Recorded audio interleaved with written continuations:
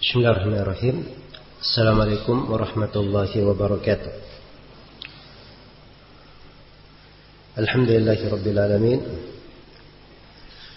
Wassalatu wassalamu ala al-mab'uts rahmatan lil alamin. Nabiyina Muhammad wa ala alihi wa sahbihi wa man tabi'ahum bi ihsanin ila yaumiddin. Amma ba'd.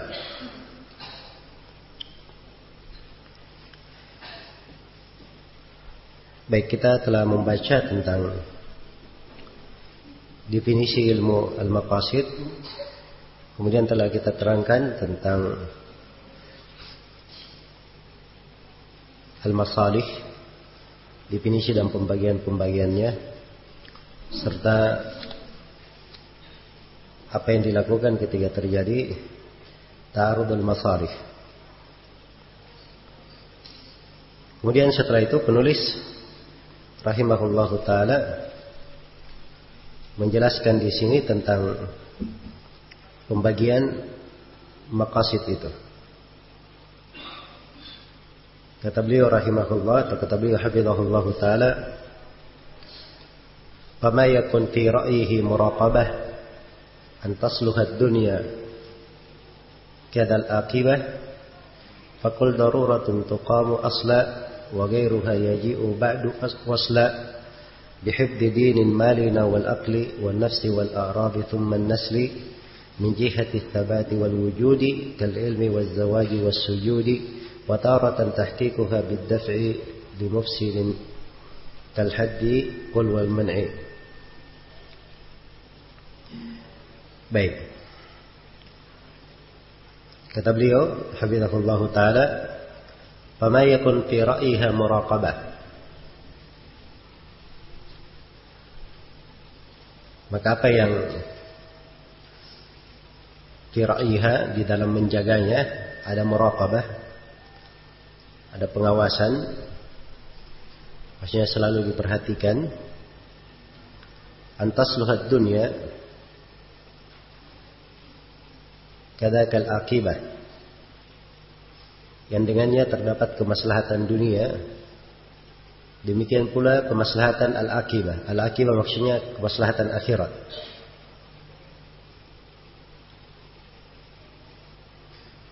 Faqul, maka katakanlah, daruratun tuqamu asla.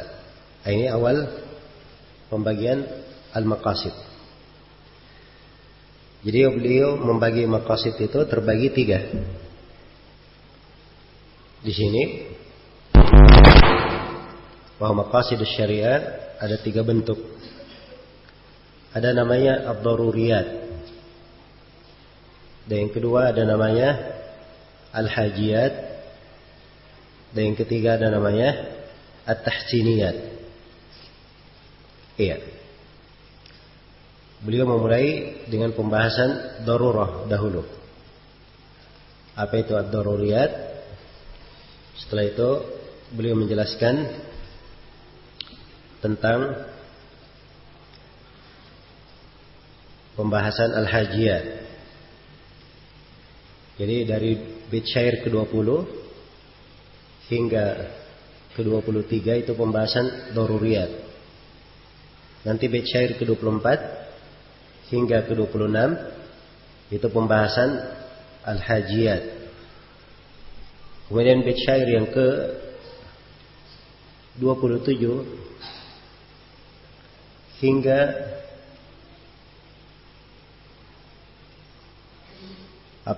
ke-29 itu pembahasan at-tahsiniyat. Ya, kemudian setelahnya adalah pembahasan mukammilat.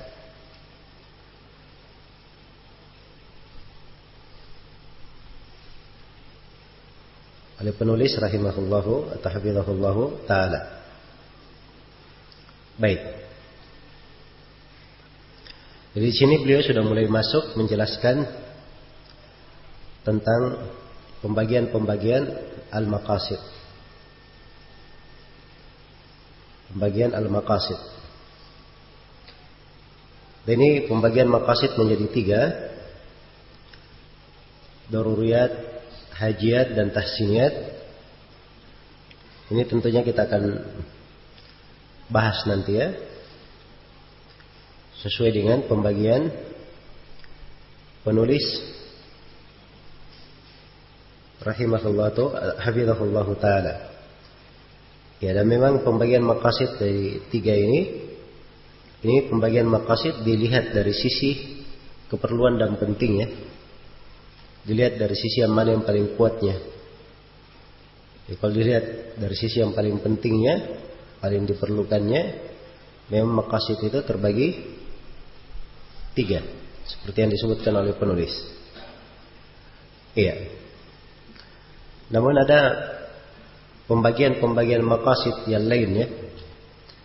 Ini yang perlu saya berikan gambaran bahwa maqasid itu dibagi oleh para ulama menjadi beberapa pembagian. Ditinjau dari sudut mana kita memandangnya. Kalau dilihat dari al-waba, min haitsul waba, dari asal peletakan ilmu maqasid itu dibagi oleh para ulama menjadi dua pembagian. Ini yang disebutkan oleh Imam Syatibi rahimahullah di Al-Muwafaqat.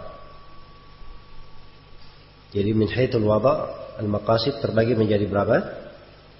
Terbagi menjadi dua. Ada maqasidu asy-syari', maqasid yang datang dari syariat. Iya. Jadi apa maksud syariat? Apa maksud Allah yang mensyariatkannya di dalam pensyariatan tersebut? Ini maqasid asy-syari' namanya. Terus yang kedua ada namanya maqasid al-mukallaf. Maqasid al-mukallaf. Iya. Jadi al-mukallaf di dalam segala tasarrufnya, apakah dalam bentuk meyakini, berucap dan beramal, apa maksud yang diinginkan darinya. Ini maqasid al-mukallaf. Ya, kalau dilihat dari dua hal itu, ya memang maqasid terbagi dua. Ada maqasid dari sisi asy-syari' dan ada maqasid dari sisi mukallaf. Dari sisi mukallaf. Dari sisi asy-syari' itu disebutkan oleh Syatibi ada 4 hal maqasid itu. Ada qasdus syari' fi wad'i syari'a ibtida'an. Iya. Ada maksud syariat di dalam peletakan maqasid tersebut secara permulaannya. Ya, jadi ibtida'an, permulaannya hal tersebut dibagi, disyariatkan pada awal permulaannya untuk apa? Iya. Dan itu sudah diterangkan oleh Syatibi bahwa syariat ini inna wada'a asy-syara'i innama huwa li salihul ibad fil ajili wal ajili ma'an. Sudah diterangkan oleh Syatibi sendiri dalam Al-Muwafaqat bahwa peletakan syariat pada awalnya itu diletakkan untuk kemaslahatan hamba di kehidupan yang segera yaitu dunia dan di kehidupan yang belakangan yaitu kehidupan akhirat. Kemudian yang kedua, qasdus syari' fi wad'i syari'ati lil ifham. Maksud syariat di dalam meletakkan syariat itu untuk dipahamkan. Untuk dipahamkan.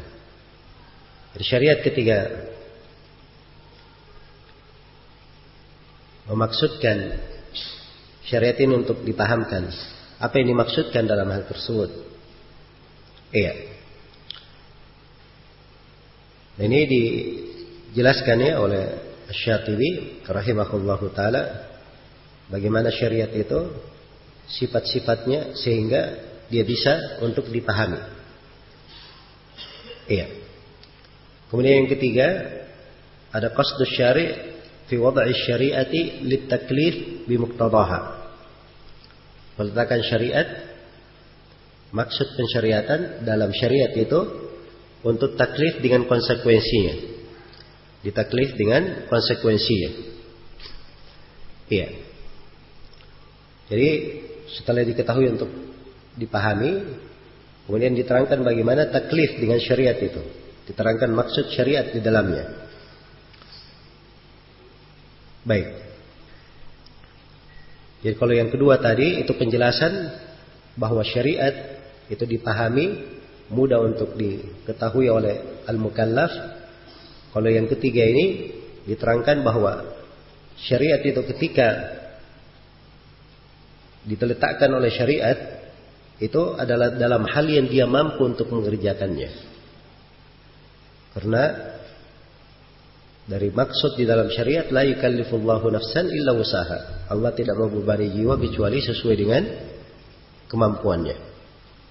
Kemudian yang keempat, qasdus syari' fi dukhulil mukallaf tahta ahkami syariah. Maksud pensyariatan dalam masuknya mukallaf di bawah hukum-hukum syariat. Iya. Di mana Syatibi terangkan bahwa seorang mukallaf itu yakunu abdan lillahi ikhtiyaran kama huwa abdul lillahi ittiraran.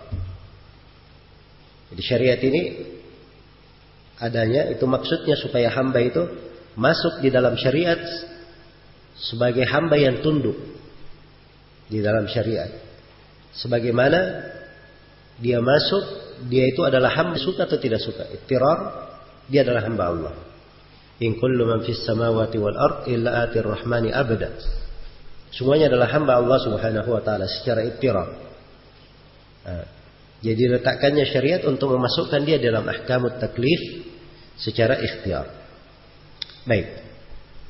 Adapun maqasid yang terkait dengan masalah al-mukallaf, maka al-mukallaf itu diterangkan oleh Syatibi rahimahullahu taala apa tujuan-tujuan yang dimaksudkan oleh mukallaf itu di dalam aktivitasnya, di dalam keyakinannya, ucapannya, amalannya, sehingga bisa dibedakan mana maksud yang benar, mana maksud yang fasid, dibedakan antara adat dan ibadah, dibedakan mana yang ikhlas karena Allah dan mana yang riya. Iya. Ini ada maqasidus syariah di situ terkait dengan meninjau maksud dari si mukallaf. Jadi ini pembagian maqasid terbagi dua dari sisi al-wada'. Kemudian maqasid itu sendiri kalau dilihat dari al-umum wal khusus, dari keumuman dan kekhususannya, maqasidus syariah terbagi menjadi dua. Terbagi menjadi dua. Iya. Ada namanya maqasid kulliyah dan ada namanya maqasid juz'iyah. Ada maqasid kulliyah, ada namanya maqasid juz'iyah. Baik. Maqasid yang merupakan maqasid kulliyah, ya, itu adalah maqasid yang merupakan perkara darurat yang manusia itu masuk di dalamnya. Hal yang darurat yang manusia itu masuk di dalamnya. Iya. Inilah yang di pembahasan ad-daruriyat yang kita akan kaji nanti. Di maqasid apa namanya? Juz'iyah ini yang terkait dengan masalah selain daripada ad-daruriyat yang akan diterangkan nanti oleh penulis hafizahullah taala. Baik, ada juga yang membagi maqasid secara umum dan khusus menjadi dua. Ada maqasid ammah dan ada maqasid khassah. Maqasid umum dan ada maqasid apa? Khusus. Maqasid umum itu adalah maqasid yang berlaku pada seluruh bab, seluruh bentuk pensyariatan. Misalnya dari maksud am, dari maqasidus syariah, syariat ini menghendaki kemudahan. Yuridullahu bikumul yusra wa la yuridu bikum al-usra. Dihendaki kemudahan. Itu maqasid. Dan ada maqasid khassah, maqasid khusus. Pada bab-bab tertentu saja. atau pada bab yang sejenis. Ada maqasid khusus di situ. Misalnya di bab al-hudud, maksud pensyariatannya misalnya rada al-mujrimin, membuat jera kepada al-mujrimin. Ini maksud khusus di pembahasan apa? Di pembahasan hudud. Iya. Atau ada maksud khusus misalnya khusus di pembahasan muamalah. Khusus di pembahasan muamalah. Baik. Ini pembagian lainnya dari pembagian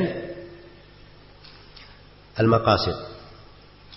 Kemudian maqasid itu juga dibagi dengan pembagian yang lainnya.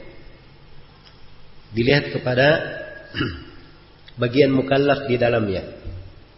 Bagian si mukallaf. Maqasid terbagi menjadi dua.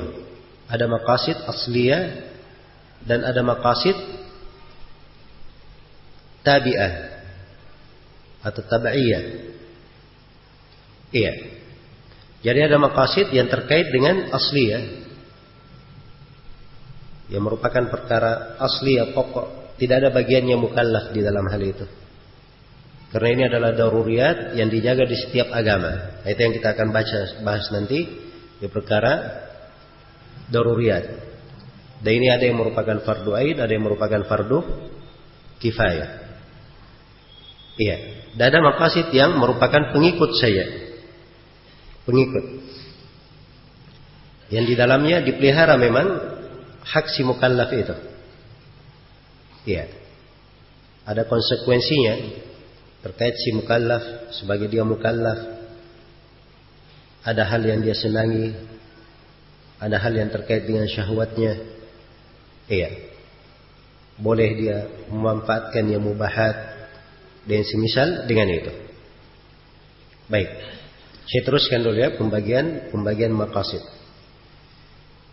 Kemudian maqasid itu dilihat dari sisi al-qata', kepastian dan adhan, apakah dia dipastikan atau dhan, itu dibagi menjadi dua maqasid. Ada maqasid qat'iyah dan ada maqasid dhanniyah. Iya. Ada maqasid qat'iyah dan ada maqasid apa? Dhanniyah. Ada yang sifatnya qat'iyah. Ini maksud qat'iyah apabila dia ditunjukkan oleh dalil dari Al-Quran dan As-Sunnah, berulang di dalamnya dan mutawatir di dalam hal tersebut. Iya. Baik. Seperti misalnya taisir, dari maqasid syariat taisir. Ini adalah maqsid qat'i. Karena memang ditunjukkan di berbagai dalil. Inna ad-dina yusrun, Nabi menegaskan. Dan ada maqasid dhanniyah. Maqasid dhanniyah. Ini di bawah al-qat'iyah. Iya. Di bawah al-qat'iyah. Dari sisi penegasannya. Dari sisi penegasannya. Baik. Dan ini harus dibedakan ya antara maqasid dhanniyah dan maqasid wahmiyah. Kalau maqasid dhanniyah dia tetap maksud syariat di dalam hal tersebut. Iya. Di dalam hal tersebut, seperti misalnya maksud syariat diharamkannya khamar, ini untuk menutup pintu merusak akal. Kan begitu. Iya. Nah, ini adillah menunjukkan hal tersebut. Walaupun tidak diqat'i, tapi ini diamalkan dhanniyah. Beda dengan wahmiyah. Wahmiyah itu disangka dia adalah maqasid, tetapi sebenarnya dia bukan maqasid syariat. Hakikatnya bukan maqasid. Itu wahmiyah namanya. Sangkaan. Baik. Jadi ini pembagian-pembagian tentang maqasid. Selain daripada yang disebutkan oleh penulis. Kalau penulis membagi maqasid di sini menjadi 3. Daruriyat, hajiyat dan tahsiniyat. Ada pembagian yang lainnya, dibagi maqasid menjadi dua. Ada maqasid dunyawiyah dan ada maqasid ukhrawiyah. Maqasid dunia dan ada maqasid ukhrawiyah. Maqasid dari sisi akhirat. Iya. Baik.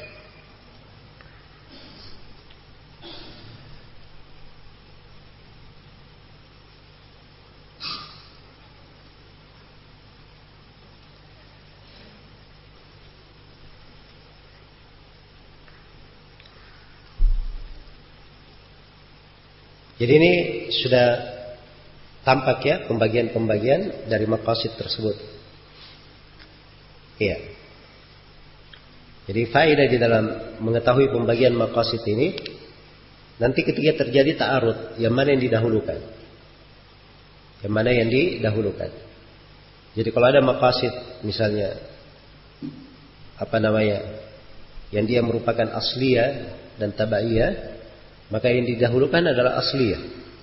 Kalau ada maqasid terkait dengan misalnya kulliyah, aglabiyah, maka yang didahulukan adalah kulliyah. Kalau ada maqasid misalnya qat'iyah dan maqasid dhanniyah, wahmiyah, maka yang didahulukan adalah maqasid al-qat'iyah yang didahulukan. Kalau ada maqasid ammah, maqasid khassah, juz'iyah, yang didahulukan adalah maqasid ammah, sebab itu yang dijaga dan dipelihara. Iya. Baik. Jadi begitu cara memahaminya. Iya. Terkait dengan pembahasan maqasid ini. Kemudian penulis mulai di sini menjelaskan, ya, dan tentunya untuk setiap pembagian maqasid itu perlu kita berikan keterangannya. Hanya saja penulis terbatas memberi satu bentuk pembagian, sebab ini yang paling masyhurnya. Pembagian yang disebut oleh penulis di sini. Iya. Beliau membagi maqasid itu menjadi 3. Ada daruriyat, kemudian ada apa? Hajiyat, dan ada tahsiniyat. Iya. Jadi kalau orang sudah belajar ilmu maqasidus syariah, pembagian 3 ini itu adalah pembagian yang harus sudah lancar dia ucapkan di lisannya. Ya, sebab ini pembagiannya yang paling masyhur. Pembagian yang paling masyhur di kalangan orang-orang yang berbicara tentang al-maqasid. Baik, saya akan menjelaskan bermula dari masalah ad-daruriyat.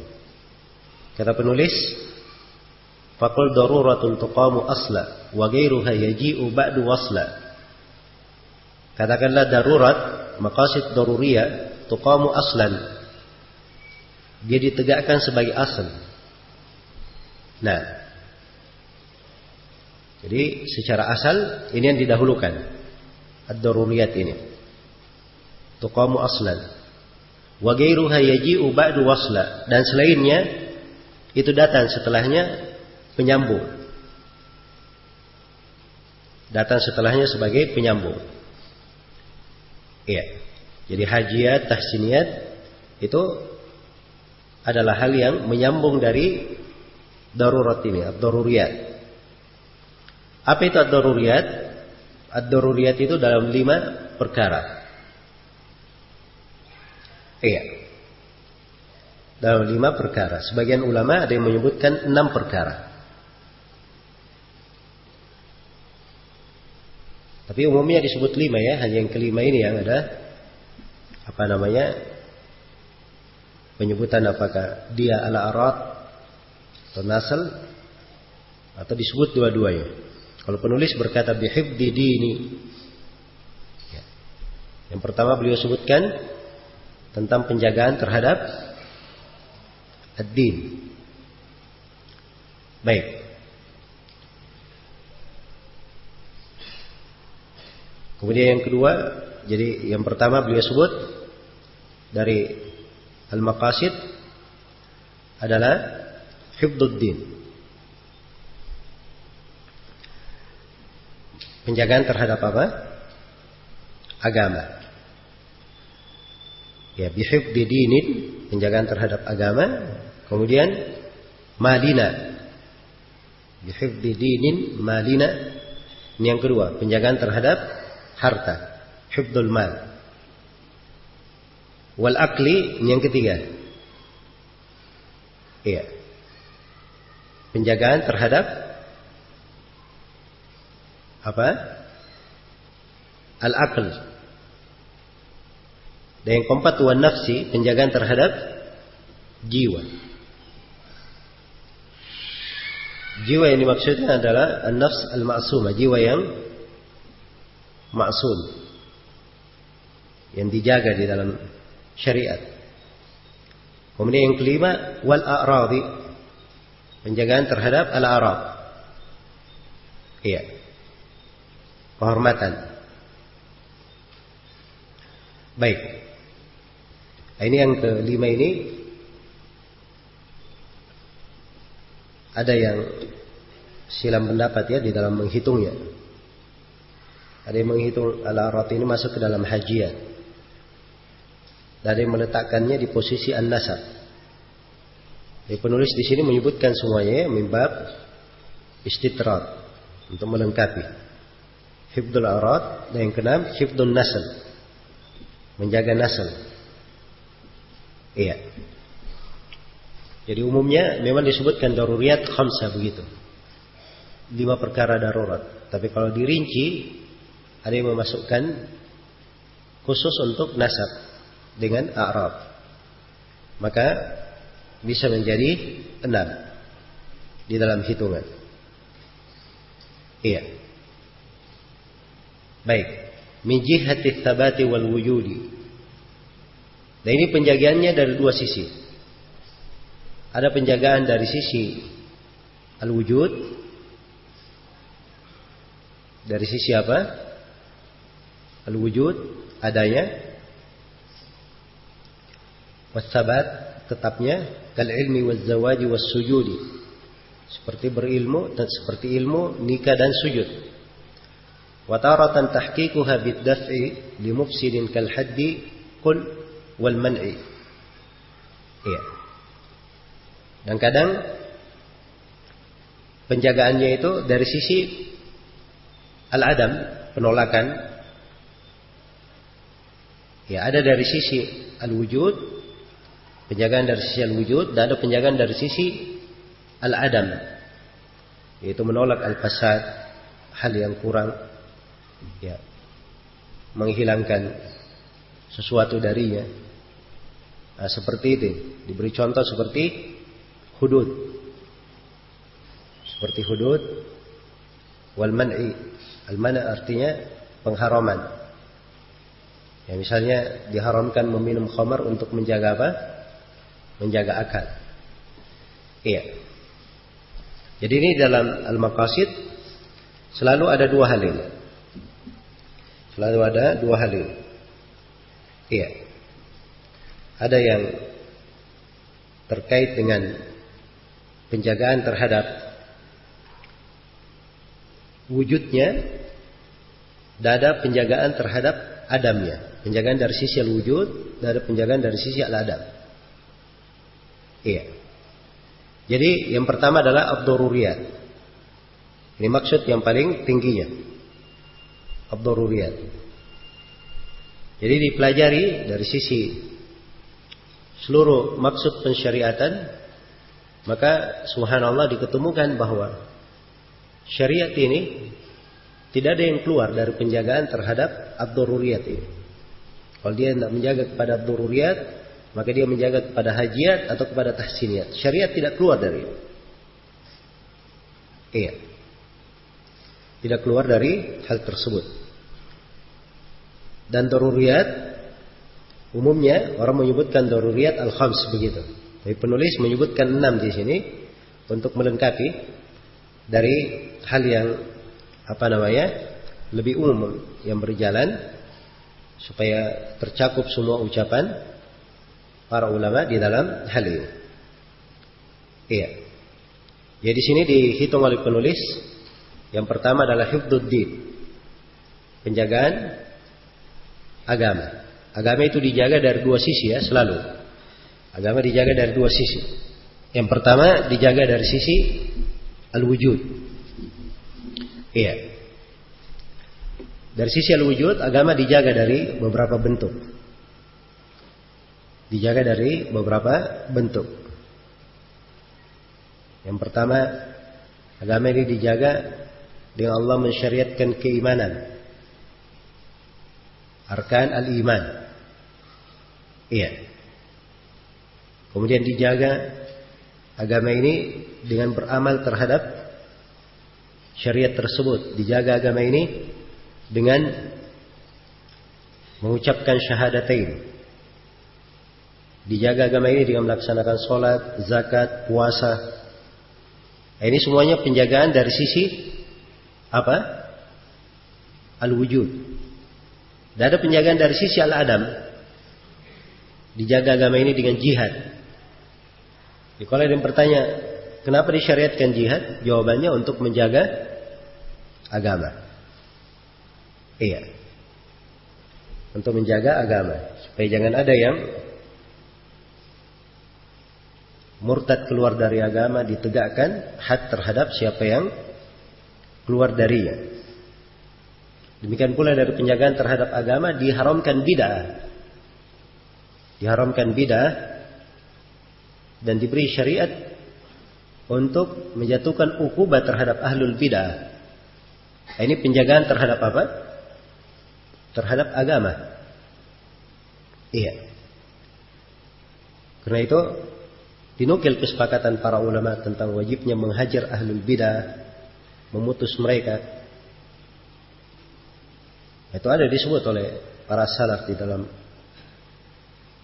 buku-buku terkait dengan kewajiban. Itu adalah prinsip dari as-salaf rahimakumullahu ta'ala. Iya. Hanya saja yang menjadi masalah itu ahlul bid'ah itu siapa? Dalam memberi definisi bid'ah itu siapa? Jangan tiap kali dia berselisih dengan orang langsung dihitung sebagai ahlul bid'ah. Dia lebih lucu lagi, orang yang kalau ditanya, si fulan ini kamu pandang ahlus sunnah atau ahlul bidah? Dia berkata, saya tidak berani bilang dia ahlul bidah. Dia ahlus sunnah.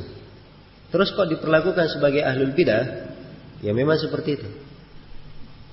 Ini orang bingung ya, karena tidak punya kaidah-kaidah berpijak dalam beragama. Akhirnya serampangan, hawa nafsunya saja yang berjalan. Hawa nafsunya. Iya. Tidak ada kaidah di dalam hal tersebut. Baik, kemudian yang kedua, hifdzun nafs, penjagaan terhadap jiwa. Iya, ada syariat-syariat disyariatkan, diperiksa, ini adalah penjagaan Islam terhadap jiwa. Iya. Dan ini ada penjagaan dari sisi al-wujud, dan ada penjagaan dari janib al-adam, dari sisi al-adam. Dari sisi al-wujud misalnya, iya, bagaimana betul-betul dijaga kehidupan seorang manusia itu. Sampai dalam Al-Quran dikatakan, وَمَنْ أَحْيَاهَا فَكَأَنَّمَا أَحْيَا النَّاسَ جَمِيعًا. Siapa yang menghidupkannya, seakan-akan dia menghidupkan seluruh manusia. Iya. Maka ini untuk menjaga nafs, menjaga jiwa.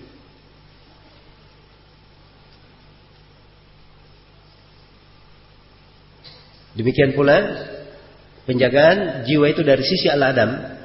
Kenapa dilarang membunuh? Ini penjagaan terhadap apa? Terhadap jiwa. Penjagaan terhadap jiwa. Iya. Kenapa disyariatkan memerangi para perampok, para begal, para pemberontak? Ini penjagaan terhadap jiwa. Penjagaan terhadap jiwa. Baik. Jadi ada penjagaan dari sisi al-wujud dan ada penjagaan dari sisi al-adab. Kemudian yang ketiga, penjagaan terhadap akal. Iya. Penjagaan terhadap akal. Akal ini dijaga ya, dari sisi al-wujud dan dari sisi al-adam. Karena itu penjagaan terhadap akal disyariatkan mempelajari ilmu syariat, menyebarkannya, iya, mengajarkannya. Selain daripada penjagaan terhadap agama, ini juga menjaga akal. Ilmu syariat ini menjaga akal. Baik. Penjagaan dari sisi al-adam, contohnya misalnya dilarang meminum khamar, karena khamar itu bisa apa? Membahayakan akal. Bisa membahayakan akal. Iya. Kemudian yang keempat, penjagaan dari sisi an-nasl, keturunan. Iya. Karena itu ada syariat menikah. Iya. Ada syariat untuk menikah. Ini penjagaan terhadap apa? Penjagaan terhadap keturunan. Dan dari sisi lain, dari sisi al-adam, diharamkan zina. Sebab zina ini membuat keturunan itu bercampur, tidak jelas. Dan ini adalah hal yang diharamkan. Iya. Baik. Kemudian yang kelima, penjagaan dari sisi harta. Penjagaan dari sisi harta. Harta itu dijaga ya dari sisi adanya. Karena itu ada syariat di dalam bab muamalah, cara bertransaksi, jual beli. Ya. Syariatkan untuk adil di dalamnya dan sebagainya. Dan ada penjagaan dari sisi al-adam. Diharamkan untuk mencuri. Karena mencuri ini mengganggu harta. Baik. Dan yang keenam disebut oleh penulis tadi hifdzul a'rad ya. Al-a'rad itu masuk di pembahasan tadi, hifdzu an-nasab, salah satunya di situ. Jadi kalau secara tertib dilihat yang paling pokok dari daruriyat, yang pertama agama dulu yang dijaga, kemudian jiwa, kemudian akal, kemudian kehormatan atau nasab, kemudian yang kelima adalah apa? Harta. Harta yang paling terakhir. Tapi penulis di dalam nadamnya tidak mentartib ya. Karena ini syair biasanya sulit mengurut. Karena dia harus sesuai dengan timbangan. Ya, qafiyahnya. Jadi ini ad-daruriyat. Setelah itu beliau terangkan tentang hajiyat. Iya. Kata beliau wa ba'dahu,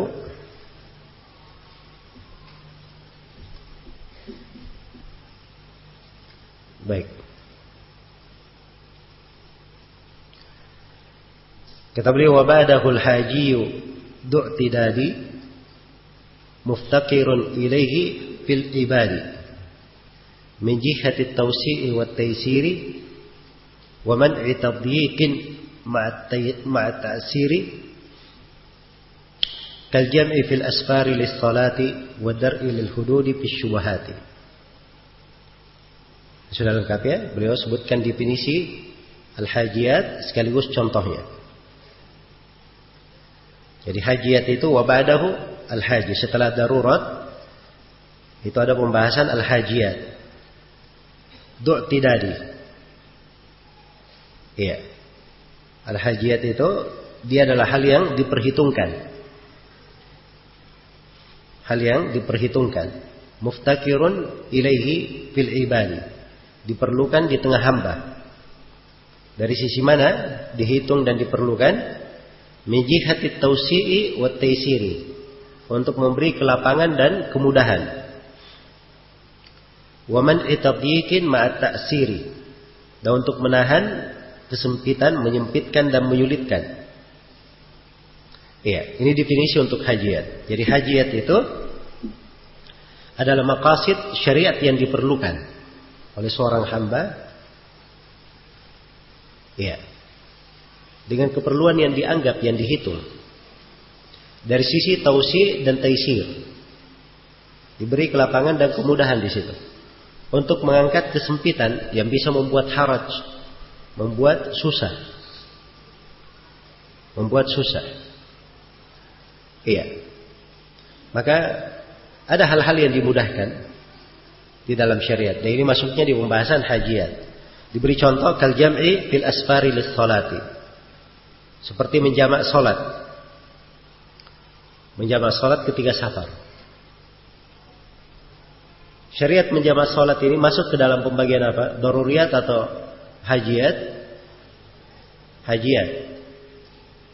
Iya. Karena dia sifatnya ada masyaqqah, berat kalau ditinggalkan. Maka dimudahkan. Boleh menjamak salat ketika musafir. Jelas ya? Demikian pula contoh berikutnya wadar ulil hududi fi syubuhati. Menolak al-hudud. Menolak hudud pada hal-hal yang masih ada syubhat. Iya. Pada hal-hal yang masih ada syubhat. Syubhat itu adalah sesuatu yang masih samar, belum kelihatan. Iya. Karena itu ada kaidah ya di pembahasan hudud, al-hudud tudra'u bisyubhat. Hudud itu ditolak atau tidak dilaksanakan kalau ada syubhat. Ada hal yang meragukan. Apabila masih ada hal yang meragukan, maka hudud tidak ditegakkan. Hudud tidak apa? Ditegakkan. Baik. Iya. Karena itu berarti sekali ya pembahasannya, apalagi di pembahasan hudud. Ya, hudud itu ada penjagaan terhadap jiwa ya di dalamnya. Karena itu tidak boleh hudud itu ditegakkan selain daripada pemerintah. Itu yang menegakkannya adalah hakim. Karena itu di dalam syariat kita tidak ada istilah main hakim sendiri. Itu tidak ada istilah apa? Main hakim sendiri. Masalah diangkat ke pemerintah. Dia berzina, diangkat dulu ke pengadilan. Jangan langsung dijatuhkan. Oh, kamu berzina, kamu sudah menikah, kita rajam. Ya. Siapa yang menegakkan hudud itu? Ditegakkan oleh siapa? Pemerintah. Harus diperiksa. Berzina, datangkan saksi. Siapa yang menyaksikan dia berzina? Ya. Jadi harus ada apa? 4 saksi dia berzina. Kalau tidak ada saksi, dilihat kamu berzina, dia mengaku ya berzina, mengaku dengan pasrah, itu nggak ada masalah. Ada orang yang kadang mengaku digebukin dulu baru ngaku. Ya. Jelas ya? Ini dikhawatirkan dia terpaksa. Dan itu kalau ada orang yang mengaku setelah dia dipukuli, itu syubhat di dalam pembahasan hudud. Dan ditegakkan padanya had. Sebab boleh saja dia mengaku karena apa? Dia dipaksa. Mengaku karena dia dipaksa. Karena itu hati-hati di pembahasan hudud ini. Makanya dia pembahasannya kembali kepada peradilan. Di situ akan diukur nanti. Baik. Jadi ini yang disebut dengan hajiat. Iya. Jadi hajiat ini dhabitnya dia adalah keperluan yang diberikan min jihati at-tawsi' wa at-taysir. Kelapangan dan kemudahan. Dan dhabit yang lainnya apabila tidak ada maka akan memberatkan, ada haraj di situ. Iya. Baik. Maka ini disebut dengan nama hajiat. Iya. Karena itu di hajiat, misalnya musafir boleh berbuka. Iya, boleh berbuka. Dari pembahasan hajiat, seorang yang dipaksa untuk mengucapkan kalimat kufur, tapi hatinya tetap dengan keimanan, tenang dengan keimanan, itu dibolehkan. Ini mimbab al-hajiat. Iya. Mimbab apa? Al-hajiat. Baik. Demikian pula dari sisi penjagaan jiwa itu dibolehkan untuk seseorang itu memakan dari hewan buruan, melakukan pemburuan, dia tamattu dengan thayyibat, hal-hal yang dibolehkan. Dalam penjagaan harta diberi keluasan. Di bab muamalah ada boleh mengutang, meminjam, boleh bi'us salam, ya, boleh bi'us salam. Ini semuanya min bab al-hajiyah. Sebab kalau tidak diberikan akan ada masyaqqah. Masuk di dalam pembahasan araya itu ada min bab al-hajiyah. Jelas ya? Dari bab al-hajiyah. Araya itu pembahasan di fikih ya, korma basah di pohon ditukar dengan korma kering di darat. Ini ketika terjadi penukaran, ya, ini basah ini kering, kan sulit untuk dibedakan kan? Padahal di dalam penukaran dua barang ribawi yang sejenis, dia harus semisal. Maka terjadinya penukaran, ini pasti di situ ada bentuk dari ribawi. Tapi dibolehkan oleh syariat dengan beberapa syarat. Di antara syaratnya, cara penukarannya dengan cara al-khas, dengan cara menaksir, diperkirakan, bukan dengan kiloan, tapi ditaksir. Bagi korma di atas ini nilainya kalau dia sudah kering sekitar sekian kilo dengan korma di darat. Itu ada orang yang jago menaksir. Ini yang paling mendekatkan ya. Disyaratkan juga kalau ada hajat, ada keperluan, disyaratkan apabila dia kurang dari 5 ausuk itu ada syarat-syaratnya di dalam al-araya. Iya.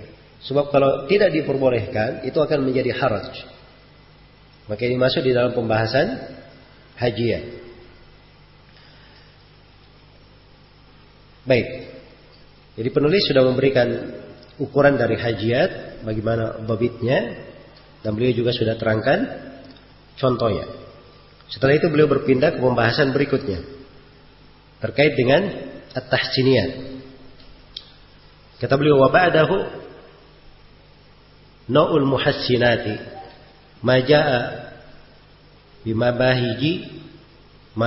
mabahijil adati aw udda fi makarimil akhlaqi katarki litadlisi wan nifaqi wan nadbi lis-salati was-siyami wal akli bil yamini was-salami.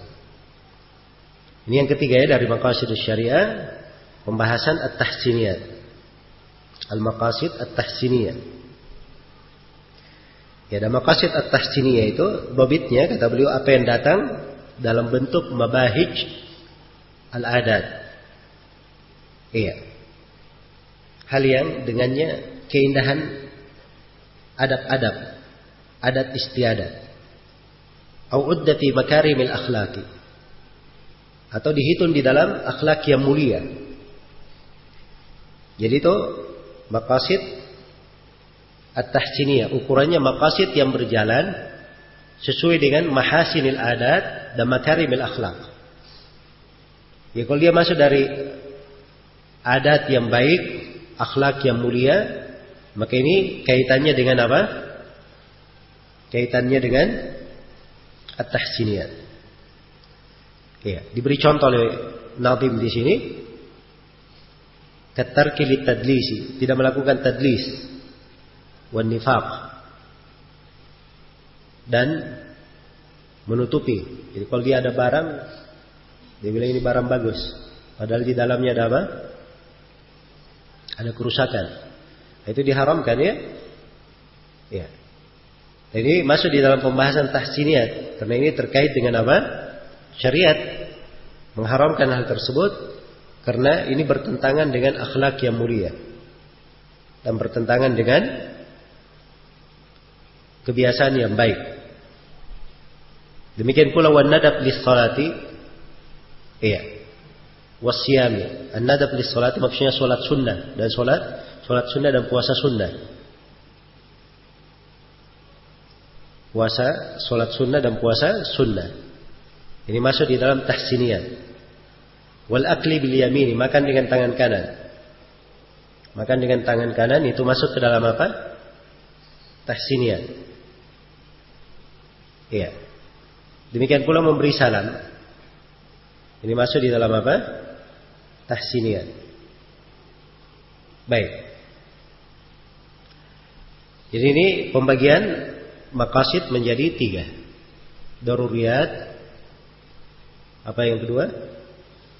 Hajiyat. Dan yang ketiga? Tahsiniyat. Iya. Baik. Nah, ini yang menjadi masalah nanti ketika terjadi ta'arud antara maqasid, maka yang didahulukan yang daruriyat. Ya. Jadi itu timbangannya. Nah, baik. Selesai di sini ya.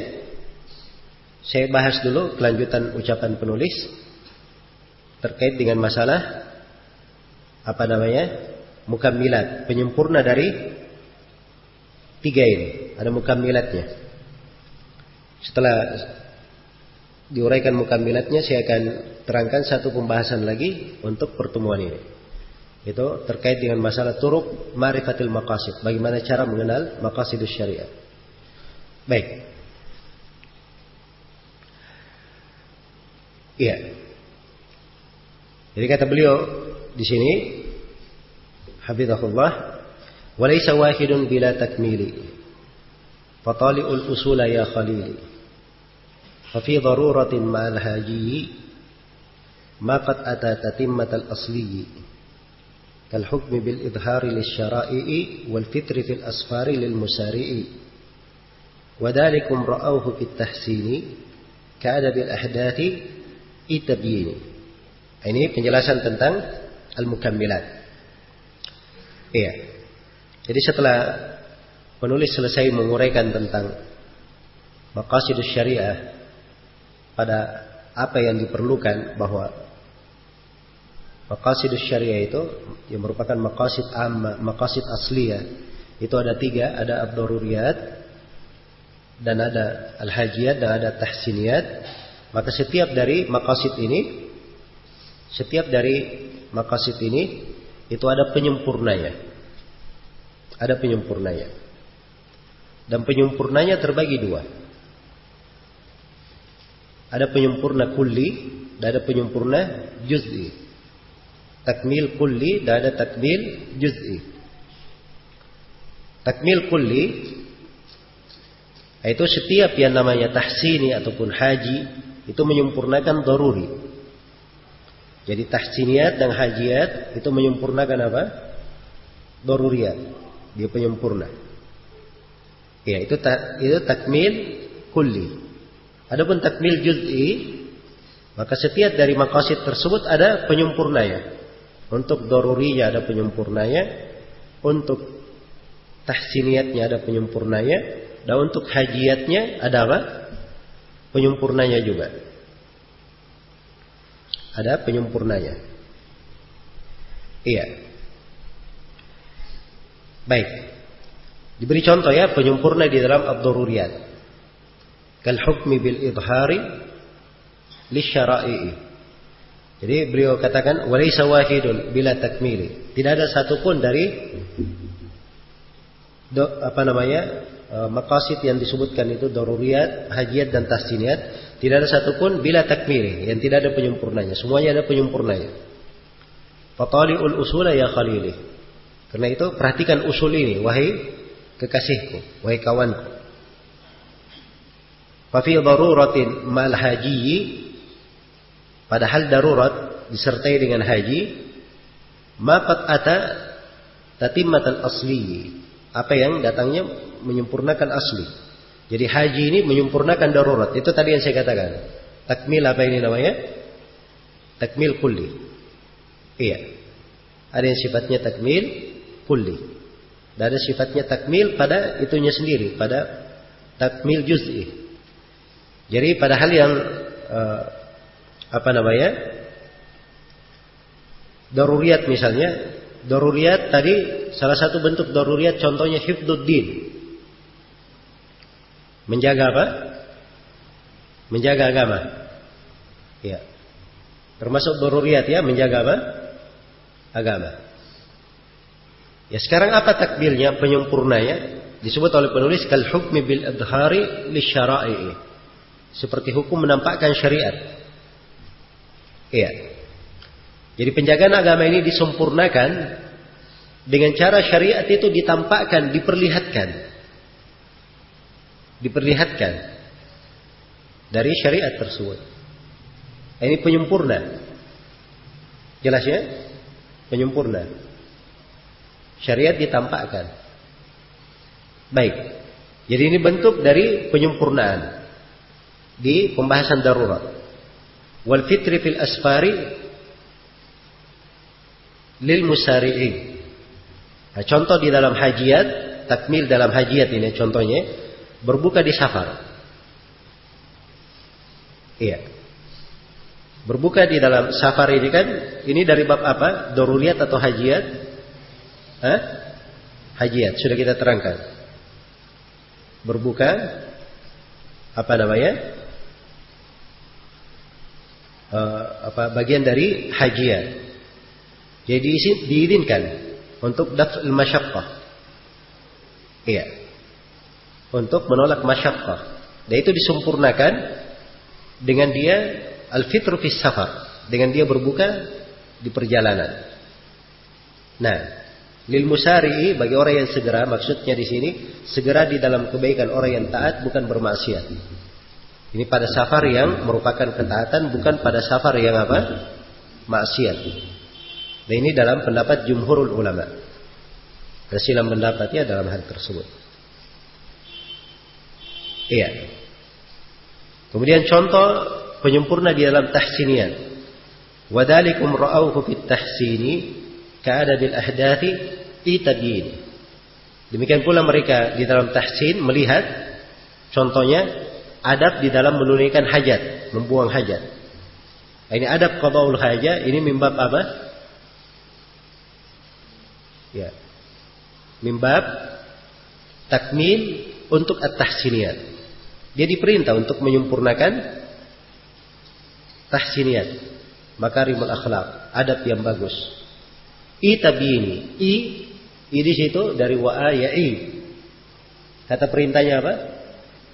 I kan begitu. I artinya pahamilah. Tabyini, penjelasanku. Nah, pahami penjelasanku. Sampai sini selesai sudah pembahasan tentang pembagian maqasid menjadi 3, daruriyat, hajiat dan tahsiniyat. Kemudian sudah beliau tambahkan di sini dengan mukammilatnya. Ditambahkan dengan mukammilatnya. Masih ada satu pembahasan yang perlu saya terangkan terkait dengan masalah turuq istinbat al-maqasid. Turuq ma'rifatul maqasid. Ya. Sekarang para ulama ketika mengeluarkan ini maksud pensyariatan ini, maksud pensyariatan ini. Yang dimaksudkan di sini adalah ini. Dari mana mereka tahu? Hah? Nah, ini yang kita mau bahas di sini sebagai pembahasan yang terakhir. Baik. Pembahasan yang terakhir. Karena itu ini adalah bagian dari fikih. Kenapa bagian dari fikih? Karena ini dipelajari ya, dibaca nusus ulama. Seorang ketika dia baca ayat, dia baca hadis, dia lebih jeli lagi di dalam membacanya. Dan lebih banyak membaca keterangan dan uraian para ulama di dalamnya. Supaya dia lihat, oh yang dipandang oleh ulama di sini, ini sebabnya ini. Sebab ini ada yang masuk kepada daruriyat, ada yang hajiat, ada yang tahsiniyat. Dia sudah pandai membaginya. Akan mudah nanti. Ya kalau kita sudah selesai belajar ini, itu ketika membaca syarah para ulama, keterangan-keterangan para ulama terhadap ayat dan hadis, ketika disebutkan alasan illah atau munasabah atau hikmah atau rahasia, kita bisa tahu ini rahasianya, hikmahnya, ini kembalinya kepada daruriyat atau hajiat atau apa? Tahsiniyat. Akan terbiasa nanti jeli di dalam melihatnya. Iya. Tapi di sini perlu diketahui ya bahwa maqasidus syariah itu diketahui dengan beberapa bentuk. Yang pertama, jalan yang pertama, maqasidus syariah diketahui dengan nas sharih, dengan nas tegas. Nas tegas itu menunjukkan itu maksud pensyariatannya. Itu maksud pensyariatannya. Baik. Seperti misalnya perintah puasa, ya ayyuhalladzina amanu kutiba alaikumus syiyamu kama kutiba alal ladzina min qablikum la'allakum tattaqun. Ini di dalam ayat ada nas tegas kenapa disyariatkan puasa. Apa syariatnya? Apa maksudnya? La'allakum tattaqun itu kan nas. La'allakum tattaqun. Iya. Baik. Ketika Rasulullah sallallahu alaihi wasallam bersabda la darar wa la dirar, ini nas. Bahwa ini maksud dalam syariat. Syariat ini tidak memaksudkan ada darar dan dirar terhadap apa? Terhadap umat. Ketika di dalam Al-Quran dikatakan yuridullahu bikumul yusra wa la yuridu bikumul usra. Iya. Allah tidak menghendaki untuk kalian kesusahan. Allah menghendaki untuk kalian kemudahan. Allah tidak menghendaki untuk kalian kesusahan. Dipahami secara nas. Apa yang dimaksud? Bahwa maksud syara' adalah memudahkan. Syariat tidak menyusahkan. Dan ini maqasid amma namanya. Sudah kita bagi ya, ada maqasid amma, maqasid khassah. Diketahui dengan nas. Jelas ya? Tentang nikah, Nabi bersabda, ya ma'asyaras syabab man istata'a minkumul ba'a falyatazawwaj fa innahu aghaddu lil basar wa ahsanu lil farj. Kan disebutkan nasnya, ilahnya apa? Aghaddu lil basar wa ahsanu lil farj. Lebih menundukkan pandangan dan lebih menjaga dari kemaluan.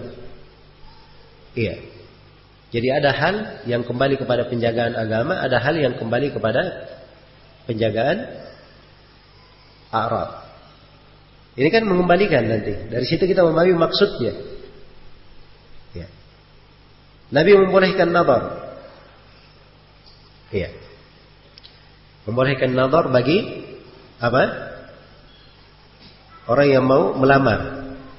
Undur ilaiha fa innahu ahra ay yu'dama bainakum. Lihatlah kepada perempuan yang kamu lamar itu. Karena itu lebih layak menyebabkan langgeng antara kalian berdua. Nah, itu kan ilahnya. Itu penjelasan maksud syariat. Kenapa diizinkan untuk nadhar? Kenapa diizinkan? Iya. Baik, dan ini masuk di dalam bab hajiyah. Yang kedua, cara yang kedua mengetahui maqasidus syariah itu dengan istiqra'. Dengan istiqra'. Istiqra' itu artinya dibaca seluruh nas dari Al-Quran dan Sunnah, seluruh syariat, kemudian diberikan kesimpulan sempurna terhadap seluruhnya. Inilah istiqra'. Dan ini pembagian maqasid ini menjadi daruriyat, hajiyat, tahsiniyat. Ini dari hal yang tidak ada silam pendapat di kalangan ulama. Karena di istiqra' dari syariat, iya, di istiqra' tidak keluar dari hal tersebut. Tidak keluar dari hal tersebut. Jelas ya? Baik. Jadi ada yang dilihat dari sisi istiqra'. Ya, ini pembahasan terkait dengan istiqra', bagaimana bentuknya. Ini di pembahasan usul fikih. Di pembahasan usul fikih. Nah, sekarang cara yang ketiga mengenal maqasid. Itu dengan cara melihat apa yang mengurangi maqasid asliyah dan maqasid juz'iyah. Iya. Jelas ya? Jadi kalau ada hal-hal yang dengannya ada ikhlal pada maqasid asliyah atau juz'iyah, maka dari situ bisa kita ketahui ini ada sebuah maksud pensyariatan di situ. Iya. Ada maksud pensyariatan. Baik. Seperti misalnya al-maqasid juz'iyah ya. Iya. tentang seorang itu dekat dengan istrinya, dia boleh bermesrahan dengan istrinya. Ini kan dari maqasid juz'iyah. Iya. Dan dari situ bisa diketahui maqasid asliyah. Yang dimaksudkan darinya adalah apa? Adanya tanasul dan adanya pernikahan. Ya, ini dari al-juz'iyah. Ketika ada maksud seperti itu bisa dipahami. Oh, ini arahnya karena memang yang dimaksudkan adalah menjaga secara umum. Pernikahan kan dari ad-daruriyat, hifdz terhadap apa? Terhadap nasab dan a'rab. Kan begitu. Baik. Kemudian yang keempat dari cara mengetahui maqasid itu dengan melihat hadyu para sahabat dan athar mereka. Iya. Nah, ini penting ya di dalam memahami maqasid. Banyak orang yang lalai di sini. Banyak orang yang mengambil ini maksud syariat. Itu dia pakai akalnya saja, hawa nafsunya, seenaknya saja. Padahal ada timbangan yang menentukan dari mana maqasid itu. Jadi lihat dari keadaan para sahabat dalam hal itu. Apa yang datang dari sahabat? Ya. Apakah yang sifatnya mutawatir atau tidak? Mutawatir secara ma'nawi atau secara amali? Ya. Itu dilihat dari para sahabat. Seperti misalnya seorang sahabat yang bernama Al-Azraq bin Qais. Ya. Ada sahabat yang bernama Abu Barzah Al-Aslami radhiyallahu taala anhu. Beliau sholat. Nah, dan beliau tinggalkan kudanya di sampingnya. Begitu sementara sholat, kudanya lari. Maka Abu Barzah meninggalkan sholatnya, dia kejar kudanya. Sampai diambil. Lalu disempurnakan sholatnya. Iya. Maka ada orang yang melihatnya.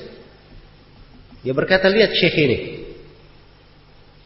Ya, dia tinggalkan sholatnya gara-gara kudanya. Gara-gara apa? Kudanya. Iya. Maka kata Abu Barzah, belum pernah dia menegur saya semenjak Rasulullah SAW meninggal seperti orang ini.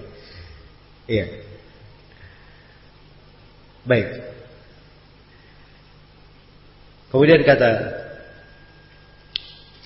Abu Barzah, kalau saya tetap sholat, kuda saya biarkan terus lari, ya, saya perlu waktu untuk mengejarnya. Betapa banyak waktu yang saya perlukan. Dan ini akan menyebabkan saya tidak akan mendatangi keluargaku kecuali di malam hari, dan itu membahayakannya. Kemudian Abu Barzah berkata, saya ini sudah bersahabat dengan Nabi Sallallahu Alaihi Wasallam dan saya melihat dari kemudahan yang diberikan oleh Nabi. Jadi dia mengambil sebuah maksud pensyariatan dari sisi at-taisir, kemudahan. Maka dari dasar ini beliau beristimbat, boleh dia tinggalkan sholatnya, dia pegang dulu apa? Dia pegang dulu kudanya. Ini hadyu para sahabat. Iya. Jelas ya? Jadi kalau dia ingin masuk menerangkan bahwa ini maksud disyariatkan, maksud syariat adalah ini, nah itu dia harus terlatih dengan athar para sahabat, athar para as-salaf di dalam hal tersebut. Kalau dia tidak terlatih, bagaimana dia bisa memahami dengan baik? Jelas ya? Karena itu untuk melatih ini dia perlu malakah di dalam melatihnya. Dia perlu banyak baca dari athar para salaf. Paling tidak dia baca Musannaf Ibnu Abi Syaibah, Musannaf Abdul Razzaq, ini mengumpulkan athar, atau dia baca Al-Ja'diyah, terkumpul dalamnya athar, atau dia baca Tahdhibul Athar karya Ibnu Jarir, atau dia baca Al-Ma'rifah was Sunan karya Al-Baihaqi. Ini akan luas nanti pengetahuannya tentang apa? Athar para as-salaf. Jelas ya? Baik. Nah, ini penting. Ini sering ada orang-orang yang ini, kita mengikuti jalan as-salaf karena dia sudah muqtani. Dan itu bagus ya, dia mubtadi', mengikuti Al-Quran dan Sunnah sesuai dengan pemahaman as-salaf. Tapi dia sendiri tidak berjalan dengan pemahaman as-salaf. Itu cuma bahasa saya, pemahaman as-salaf. Kami mengikuti as-salaf. Dari mana as-salaf seperti itu? Siapa panutan kalian dari as-salaf? Tidak ada dia mengambil contoh dari as-salaf. Istimbat dia sendiri saja. Cuma apa? Istimbat dia sendiri saja. Ini keliru ya, yang seperti ini. Iya.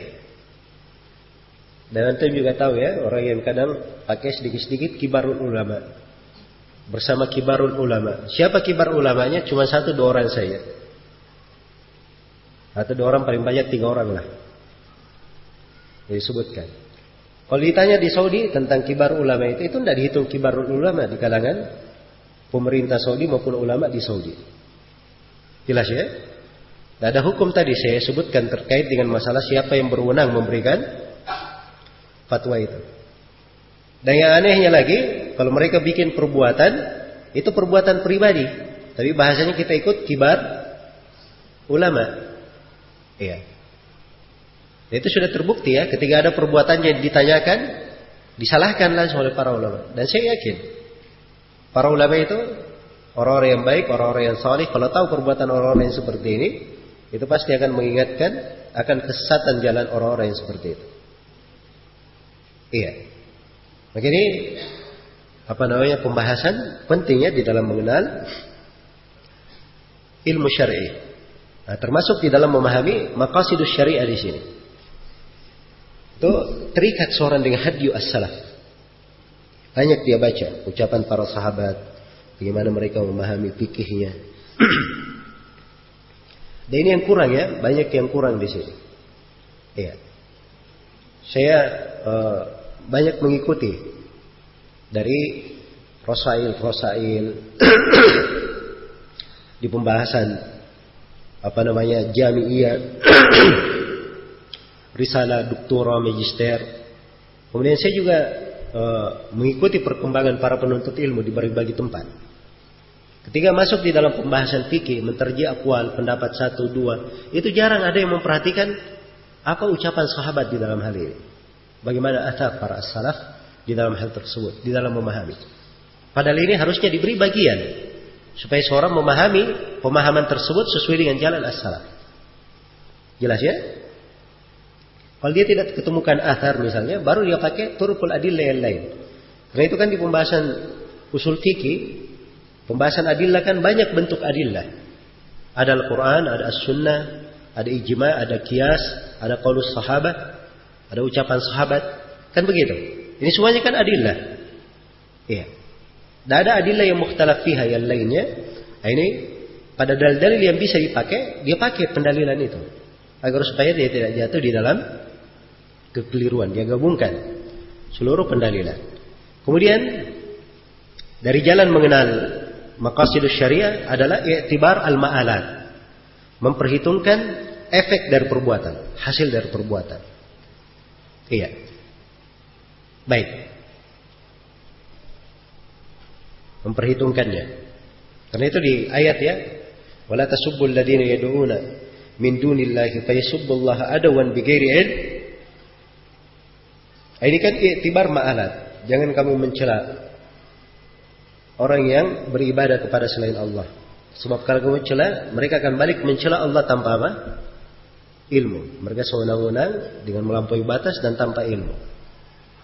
Ini mengakibatkan hal yang lebih buruk. Ya. Jadi tampak dari sini,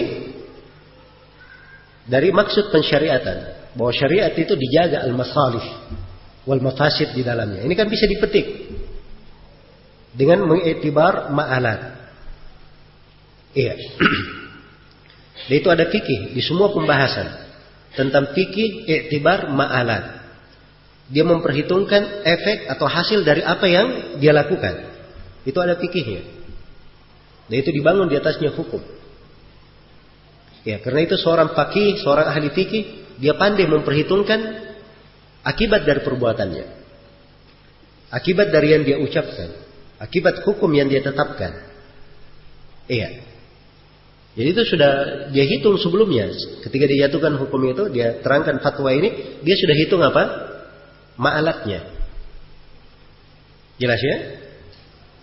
Nah, ini semuanya pembahasan di atas maqasid asy-syariah. Karena itu ada sebagian ulama, kadangnya antum dia memberi fatwa sesuatu, ada sebagian orang memandang bahwa ini fatwa terlalu meluas. Padahal si alim ini itu mengambil maksud syariat di situ di bab taisir, kemudahan. Di bab kemudahan. Maka jangan dia memperluas melebihi kadar yang diinginkan oleh si alim, karena si alim berpegang dengan apa? Sebuah maksud dari maqasidus syariat. Itu memberikan taisir.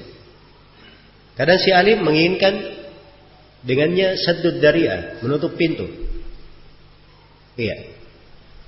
Syekh Shalih Fauzan itu pernah bilang ya, kamu kalau ditanya, ini di pelajarannya, kalian kalau ditanya tentang apa hukum berdoa di kuburan, ya, jangan memberi rincian, bilang itu adalah perbuatan kesyirikan, dilarang. Kan ada yang memberi rinci kan, dia di kuburan berdoa untuk siapa? Penghuni kubur atau kepada Allah? Kalau penghuni kubur kan syirik. Kalau dia berdoa kepada Allah tapi dekat kuburan, itu masuk dalam bidah. Kata Syekh, jangan beri rincian seperti itu pada orang awam. Itu membuka pintu kejelekan. Tutup. Bilang itu adalah kesyirikan, haram, tidak diperbolehkan. Nah, ini beliau ajari bagaimana kadang memberi fatwa itu menutup pintu. Ada hal yang seperti itu. Jadi datang orang-orang tidak mengerti. Ya. Ketika seorang alim itu memberi fatwa, dari sisi mana dia melihatnya, memandangnya, ya, akhirnya dia kadang sempit di dalam memandang hal tersebut. Dan kadang sebagian orang langsung menyalahkan. Oh, ini si alim ini kurang ahli. Harusnya ada rincian, dia tidak merinci. Ya. Karena sebagian penuntut ilmu seperti itu ya.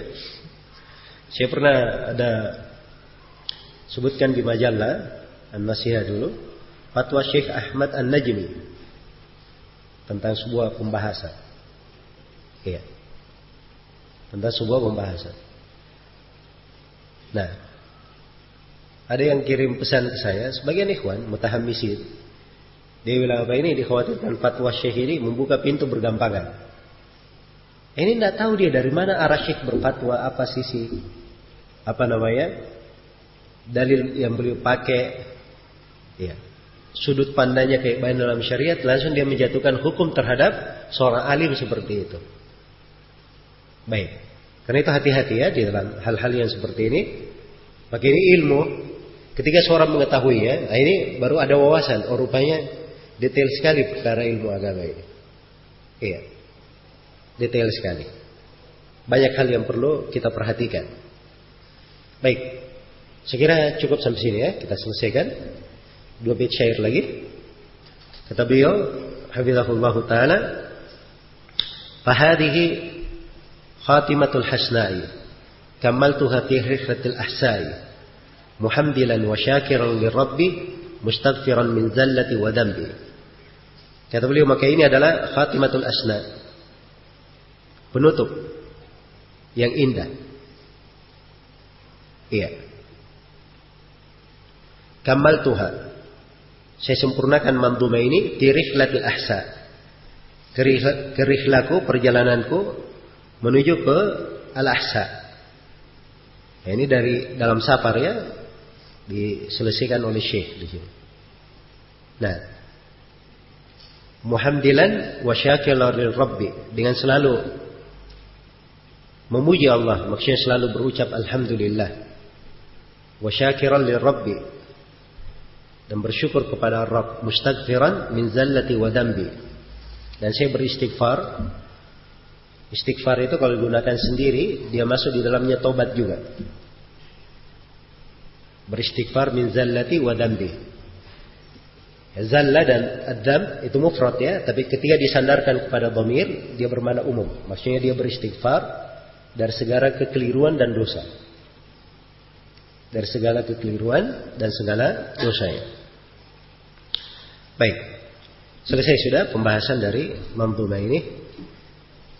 Mudah-mudahan apa yang kita dengarkan di kajian ini, walaupun agak ringkas ya dari pembahasan-pembahasan, karena memang yang dimaksudkan adalah kunci di dalam ilmu ini.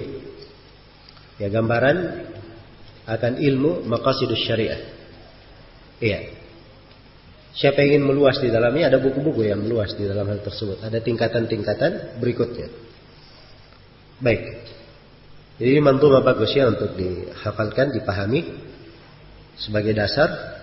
Apabila dikuasai, maka insyaallah taala itu akan membantu dia nanti berjalan ke depan. Ya, dan di sini saya perlu mengingatkan kepada seluruh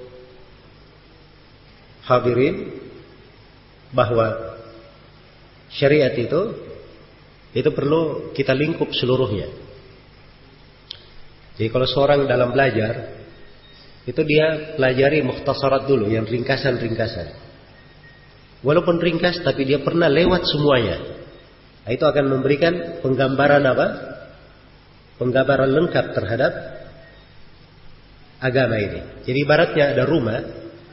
Ya, rumah ini saya keliling cepat, saya lihat sudut-sudutnya rumah ini. Begitu saya sudah keliling cepat, saya sudah kenal rumah ini. Oh, rumah ini begini. Saya sudah bercerita, bagus rumah ini. Ya.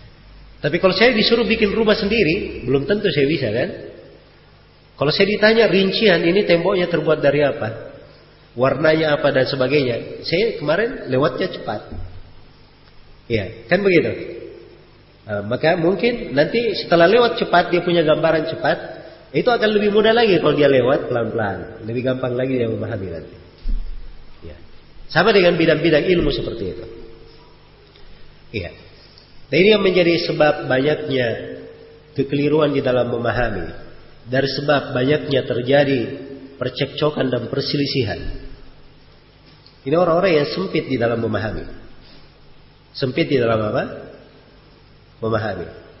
Dia belajar fikih, kadang hanya baca kitab Thaharah saja, bab salat. Nanti kalau dekat-dekat Ramadan, ya mending lah ada bab puasa, dia bahas. Ya. Tapi selain daripada itu tidak ada yang dia kenal.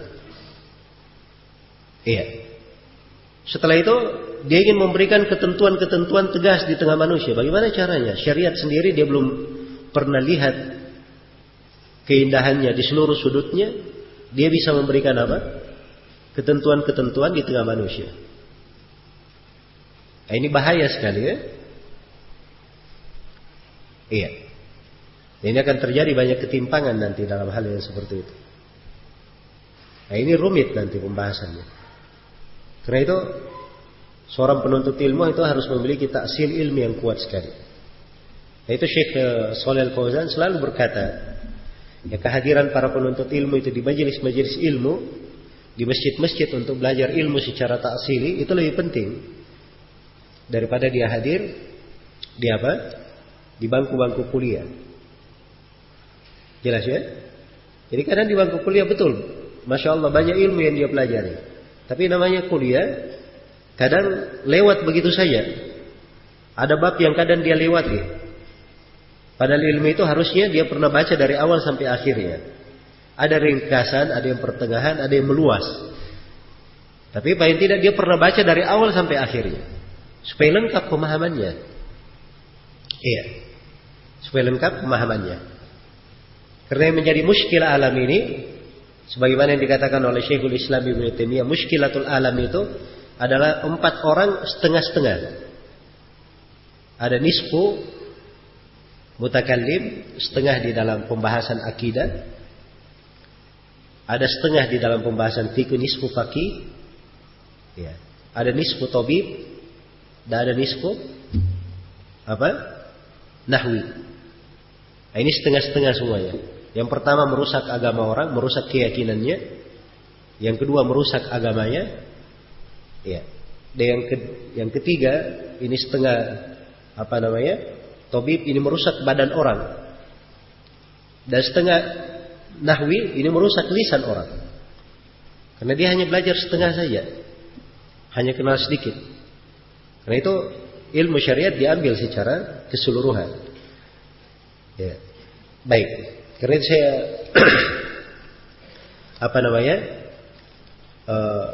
kembali mengingatkan tentang pentingnya kita menempuh jalannya para ulama di dalam mengajarkan ilmu dan di dalam mempelajari ilmu. Dan ini perlu kita besarkan di dalam halaqah-halaqah ilmiah. Siapapun yang membina dari kajian ilmiah, maka dia perhatian untuk memberikan kepada orang yang hadir gambaran syariat itu secara keseluruhan, supaya dia punya wawasan yang bagus tentang agama. Iya, punya wawasan yang bagus tentang apa? Tentang agama. Baik. Ada pertanyaan sampai sini? Terkait materi aja.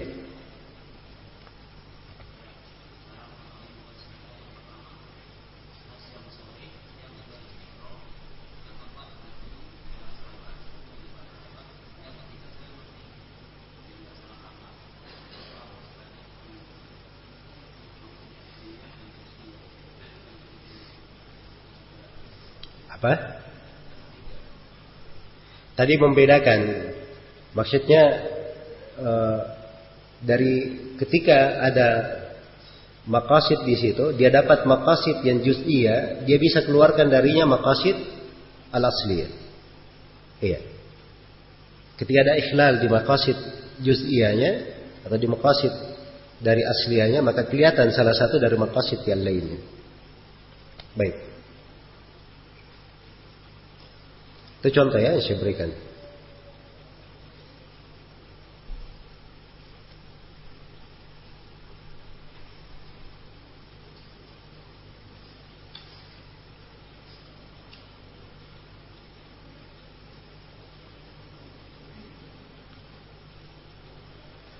Bolehkah kita masuk ke dalam struktur ormas Islam dengan maksud untuk menyebarkan dakwah di tengah mereka, baik kepada pengurusnya, anggotanya maupun simpatisannya? Ini pertama, dia maksud masuk itu maslahat ya, ingin berdakwah. Tapi mafsadatnya apa? Pertama, dia sudah melanggar ayat-ayat Al-Quran dan hadits-hadits Rasulullah yang melarang untuk masuk di dalam apa? Tafarruqat, ke dalam hizbiyat, ke dalam hal-hal yang membuat perpecahan di dalam agama. Itu yang pertama, mafsadatnya. Kemudian yang kedua, yang kedua, ini dia masuk di dalam maslahat, mungkin dia dapat, mungkin dia tidak dapatkan. Itu bukan maslahat, kalau dikatakan dhanniyah belum tentu, mungkin saja itu wahmiyah. Mungkin saja dia itu wahmiyah. Karena itu hal yang seperti ini seorang tidak masuk di dalamnya. Iya. Kalau dia ingin memperbaiki, cara memperbaikinya banyak. Dia tahu orang-orangnya, dia nasihati, tidak perlu dia masuk di dalam. Tidak perlu dia masuk di dalam. Jelas ya? Nah, sudah terbukti orang-orang yang masuk di dalam itu kalau tidak terpengaruh, paling tidak dia ikut di dalam kemungkaran. Dia tidak bisa menahannya. Iya. Dan saya tahu ada orang-orang yang seperti itu. Tadinya maksudnya berdakwah, maksudnya ini. Maksudnya supaya kuat. Iya. Akhirnya masuk partai. Kenapa? Supaya saya bebas berdakwah, tidak diganggu, bisa berbuat hal yang bagus. Lama-lama, masya Allah, semakin meluas ininya. Iya. Sudah mulai luntur beberapa perkara-perkara agamanya. Karena itu tidak ada yang masuk di dalam hal tersebut kemudian membawa kebaikan. Baik.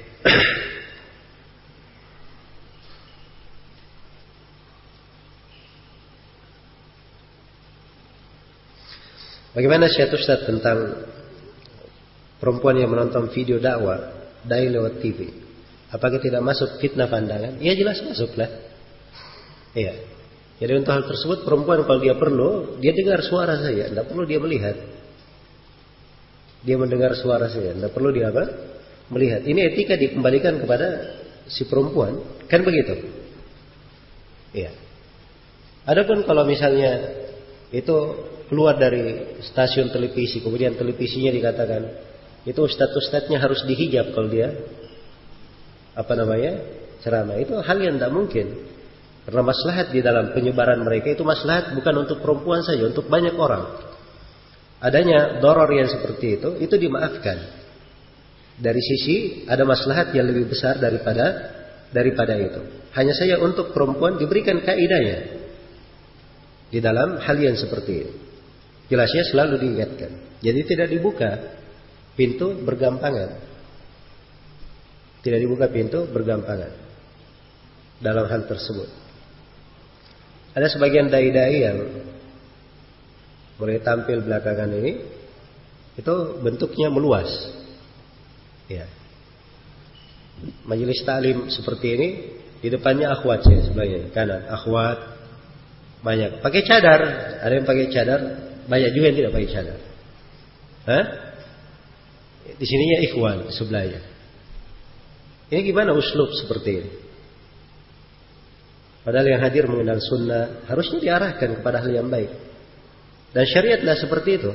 Dakwah, ketika seorang berdakwah itu mengajak kepada manusia itu iltizam bisyara'. Bukan dia mengajari kepada hal yang bergampangan di dalam hal yang seperti itu. Iya. Karena itu hal yang seperti ini tidak cocok ya. Tidak cocok terjadi pada seorang dai itu masuk dalam pintu bergampangan. Tidak sejalan dengan maqasidus syariah. Dia mengambil maksud apa di belakang hal tersebut. Ada lagi isinya depan ibu-ibu. Ya. Ketika dikatakan, oh jangan ini dulu lah, jangan sangar-sangar dulu. Kalau kita langsung tirai, apa namanya? Nanti langsung lari. Ya.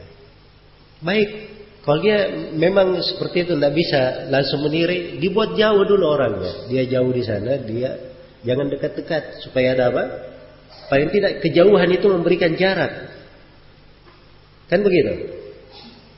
Maka ini ada hukum-hukum syar'i, dalil-dalil syar'i, itu diperhatikan dalil-dalil syar'i tersebut. Jangan digampangkan. Baik.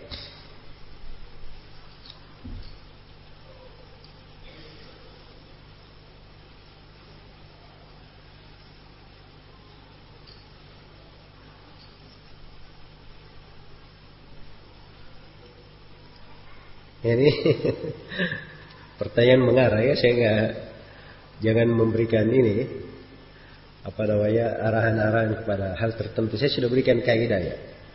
Ya. Dan sudah dipahami. Siapapun alimnya, dipuji oleh siapapun, oleh para ulama, ditazkiyah oleh apapun, ya. Alim tersebut itu dibawa ketentuan dari ketentuan-ketentuan syariat. Iya. Kalau hal-hal yang terkait dengan masalah khusus, ya, terkait dengan kritikan terhadap hadits, rawi misalnya dan seterusnya, itu bisa seorang berbicara. Siapapun dari ulama yang ahli di bidang itu memang bidangnya. Tapi terkait dengan khusumat, nizaat di tengah manusia, yang perlu hukum qadhi, perlu hukum hakim, perlu fatwa dari mufti yang dikenal di negerinya.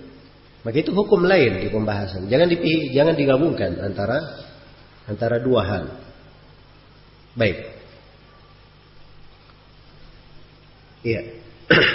Dan saya sudah sebutkan ya bahwa itu tadi arahan-arahan dari Syekh Shalih Al-Fauzan, dan saya sudah bacakan dalil-dalilnya terkait dengan hal tersebut.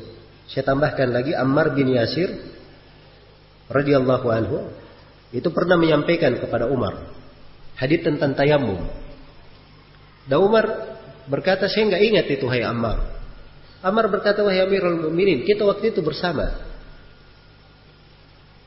Terjadi kejadian tayamum. Umar tidak ingat. Maka kata Ammar, wahai Amirul Mukminin, dari hak engkau terhadap saya, kalau engkau menghendaki saya tidak menceritakan hadits ini, saya tidak menceritakannya. Iya. Perhatikan ya. Tapi Umar izinkan Ammar tetap menyampaikannya. Ini berjalan di tengah para sahabat. Uslub dari as-salaf, tapi banyak yang melalaikan hal tersebut. Iya.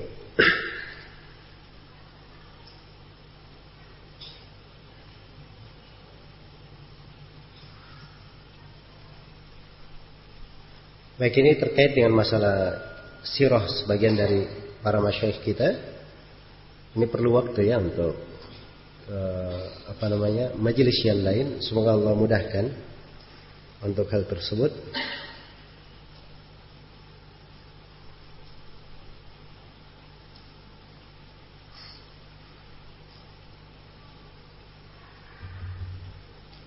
Bagaimana hukum poligami untuk PNS yang pemerintah melarangnya? Jika tetap melakukannya diam-diam, apakah termasuk khianat kepada pemimpin? Ya wallahu a'lam, ya, saya tidak bisa jawab itu.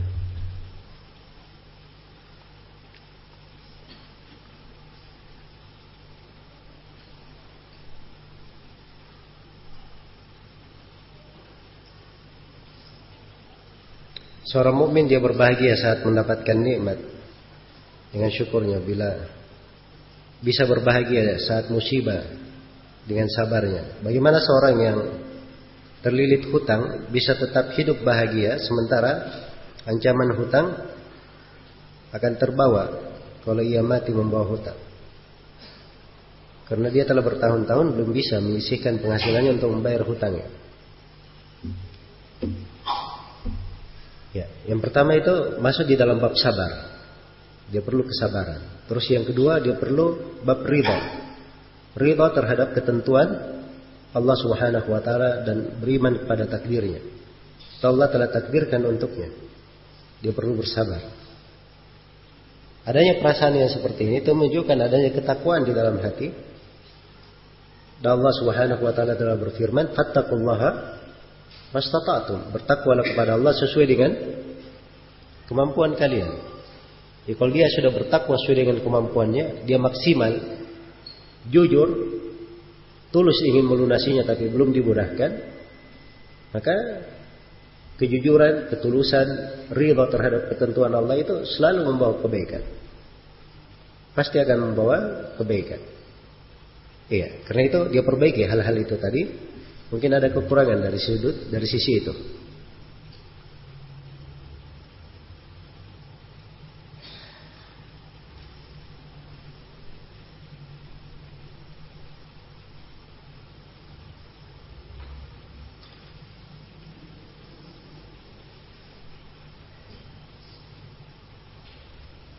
Manakah yang lebih maslahat bagi seorang istri yang mengajar di pondok dari pagi sampai sore, yang mengakibatkan kecapean dari pekerjaan rumah yang tidak bisa diselesaikan, ataukah dia tidak mengajar untuk bisa menyelesaikan pekerjaan rumahnya? Ini saya nggak bisa jawab ya pertanyaan kayak gini. Ini kembali kepada si penanya. Iya. Sebab seorang itu keadaannya bermacam-macam. Kita tidak tahu dari keadaan seorang itu apa sisi maslahat yang berada di sekitarnya, sisi hajatnya terhadap kegiatan tersebut, kemudian kesulitan-kesulitan dialami apa. Dari situ dia pertimbangkan. Dia lihat yang paling banyak manfaat dan maslahatnya, dan dia lihat yang paling sedikit dari bahayanya. Kemudian kalau ada yang prioritas, dia lihat yang paling prioritasnya daripada yang cabang-cabangnya. Itu saja yang saya bisa berikan. Kalau memberikan jawaban untuk pertanyaan ini agak sulit ya.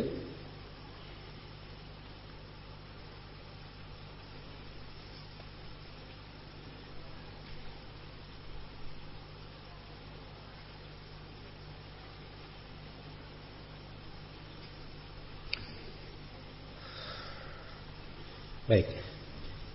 Ini kayaknya waktunya sudah habis ya. Bentar lagi masuk waktu.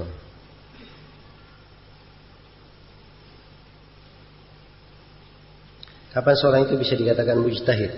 Nah, ini panjang jawabannya ya. Kita harus belajar 1/4 bab usul fikih. Sebab itu 1/4 yang terakhir di bab usul fikih.